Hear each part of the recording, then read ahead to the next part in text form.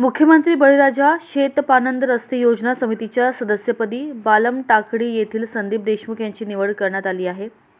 शेवगाव पाथर्डी विधानसभा मतदारसंघाच्या भाजप आमदार मोनिका राजळे यांच्या माध्यमातून त्यांच्यावर ही जबाबदारी सोपवण्यात आल्याचं सांगण्यात येत आहे.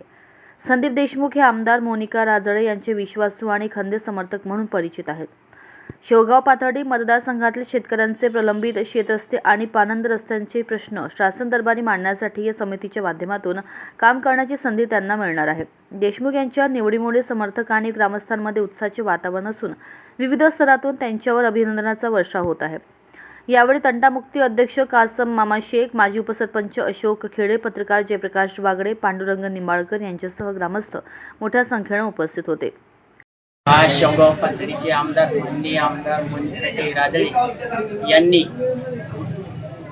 मुख्यमंत्री बळीराजा शेतपानंद रस्त्याच्या कमिटीवर माझी निवड केली व मला तालुक्याच्या कमिटीवर घेतल्याबद्दल मी त्यांचे मनपूर्वक आभार मानतो व मला काम करण्याची संधी दिली, जनतेपर्यंत जायची संधी दिली व जे राहिलेले रस्ते हे यांची करण्याची मला कमिटीच्या माध्यमातून एक संधी प्राप्त झाली व लोकांपर्यंत जायची एक मला संधी प्राप्त केल्यामुळे मी त्यांचे मनपूर्वक आभार मानतो व काम करण्याची मला एक चांगली उमेद व संधी दिली त्याबद्दल मी त्यांचे मनपूर्वक आभार मानतो.